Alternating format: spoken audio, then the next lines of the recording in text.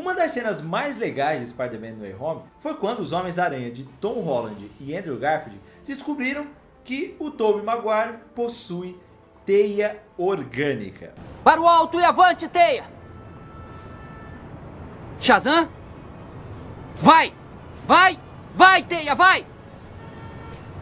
Ou seja, ele não precisa de lançador de teia, não precisa fabricar teia. A teia sai do corpo dele. É como respirar. Mas aí tem uma grande questão. Por que será que só o Homem-Aranha do Tobey tem teia orgânica e os outros não? Nós temos uma explicação para isso no nosso mundo real, né, da parte criativa, mas existe uma teoria que pode explicar o porquê que só o Tobey lança teia pelas mãos. Isso dentro do universo dos cinemas. Então eu vou contar essa teoria pra vocês, vou falar se ela faz sentido ou não. E no final eu quero saber a opinião de vocês aqui, se vocês têm outras teorias também. Então vamos conversar sobre isso. Sem mais delongas, vamos ao vídeo. Olá, Hiromaníacos, tudo bom com vocês? Luiz Celari que fala. E vamos falar primeiro do mundo real. Por que que só o Homem-Aranha do Tobey tem teia orgânica, que é produzida pelo próprio corpo dele, e os outros não? É o seguinte... Quando Stan Lee criou o Homem-Aranha lá nos anos 60, ele já criou o Homem-Aranha com o lançador de teia.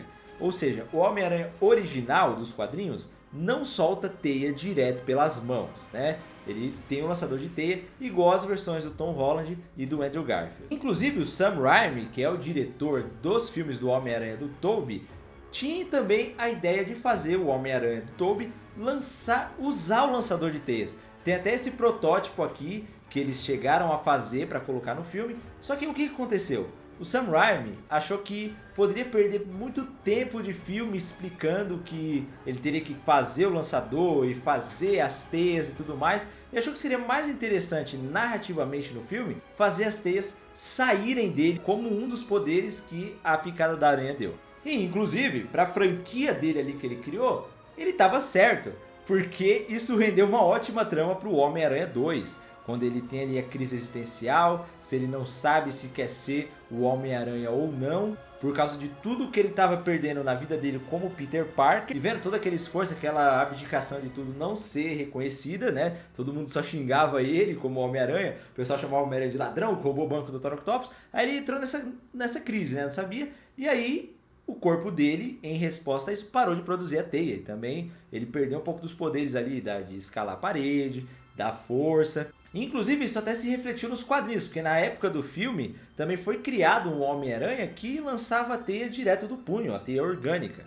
Então nos filmes, o Aranha do Tobey lança a teia pelo punho por escolha criativa do diretor Sam Raimi. Ele realmente decidiu mudar o que o Homem-Aranha é nos quadrinhos. Tem pessoas que gostam, tem pessoas que não gostam. Eu particularmente gosto muito porque rendeu trama para o filme 2, cara, que é pra mim o melhor filme do Homem-Aranha de todos os tempos. Eu confesso que eu acho válido também porque no Homem-Aranha 1 tinha muita coisa ali pra ele contar. Se você for ver, é um filme gigante com muitos acontecimentos. Então realmente economizou um pouco de tempo a ter vindo a picada da aranha também e tornou ele um pouco mais original. E você, o que você acha? Você preferia que o Tobey também usasse o lançador de teia? Só que aí agora nós vamos entrar no universo dos cinemas. O que pode justificar essa diferença tão grande de poderes entre um Homem-Aranha e outro?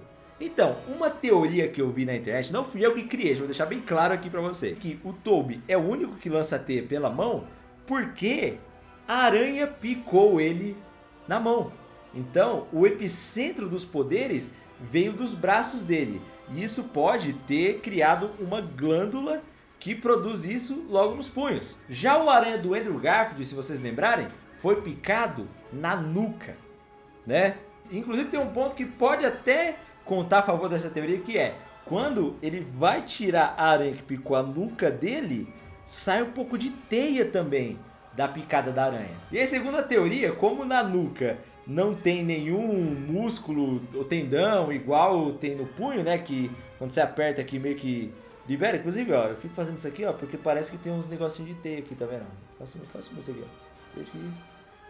Aí nele não desenvolveu, porque a picada foi num outro lugar, e como foi em outro lugar, acabou desenvolvendo outros tipos de poderes. Ou no caso, deixando de desenvolver um poder, né? E no caso do Tom Holland, não tem como a gente saber, porque não foi mostrado o momento que a aranha picou ele. O primeiro momento que a gente viu do Homem-Aranha do Tom Holland no CM foi em Capitão América Guerra Civil, onde ele já era o Homem-Aranha. Então a gente não sabe se a aranha picou ele na mão, se picou na nuca, se... sei lá, mano. Não tem como saber. Talvez a série animada do Homem-Aranha que vai vir no Disney Plus, né? Que é o Spider-Man Freshman Year, mostre realmente onde a aranha picou ele. E aí a gente pode comprovar essa teoria 100%. Ou não também, né? Porque se a aranha tiver picado ele na mão igual o Tobey, aí não vai fazer sentido essa teoria. Porque, pô, ele foi picado na mão, só que ele não lança teia pelas mãos.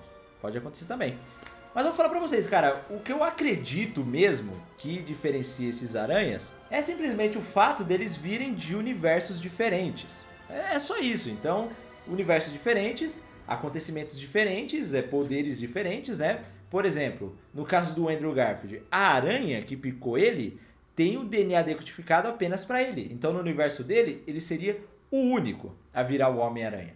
E isso já é uma diferença genética nas aranhas que picaram ele e o Tobey, que a gente sabe um pouquinho mais, que pode também impactar em diferença de poderes, né? No caso do Tom Holland a gente também não sabe porque isso não foi explorado ainda. Mas nos próprios quadrinhos do Homem-Aranha a gente vê que existem várias versões, como por exemplo o Miles Morales. O Miles Morales também foi picado pela aranha e desenvolveu vários outros poderes que o Peter Parker não desenvolveu, como a teia de choque, como poder ficar invisível. Isso não tem muito a ver com o lugar que a aranha picou ele, sabe? Então a diferença que a gente vê do Tobey pro Andrew e pro Tom Holland pode ser a mesma diferença que o Miles tem para o Peter Parker e para outras versões do Homem-Aranha. Eu acredito mais nisso, que a diferença seja só porque eles são de outros universos e são outros corpos, outras aranhas picaram, que apesar de serem parecidas não são exatamente a mesma, e isso impacta em poderes diferentes também. Por exemplo, a gente viu no No Way Home, em alguns confrontos que os aranhas tiveram, que existem diferenças nos poderes dele. Por exemplo, o Tobey foi mais ágil que o Andrew naquele primeiro encontro que eles tiveram, né? Que os dois pularam no teto e aí o Tobey lançou a teia antes do Andrew e aí tampou o lançador dele. A gente viu também que o Tobey é mais forte que o Tom Holland. Quando o Tom Holland pegou o planador para matar o Duende, o Tobey segurou ali, o Tom Holland tentou fazer força nele, não conseguiu. E tem um fator ainda do Tom Holland estar com raiva, o que libera mais adrenalina no corpo dele e teoricamente daria mais força. Mas mesmo assim não conseguiu ganhar do Tobey. Então o Tobey foi mais forte que o Andrew, mais ágil também. Então essa pode ser uma diferença nos poderes deles. Será que essa diferença é porque a aranha picou ele na mão? Não sabemos, né? Comenta aqui embaixo o que vocês acham que faz mais sentido. Se é realmente a aranha ter picado ele na mão ou se é simplesmente são aranhas diferentes e que iam desenvolver poderes diferentes de qualquer forma. Deixa aqui embaixo, manda esse vídeo para seus amigos entenderem um pouquinho mais sobre essa curiosidade, nessa diferença entre eles. E se você ainda não se inscreveu no canal, se inscreve para não perder mais nenhum vídeo. Clica no gostei também, que é muito importante. Muito obrigado por ter assistido até aqui. Um beijo e até a próxima.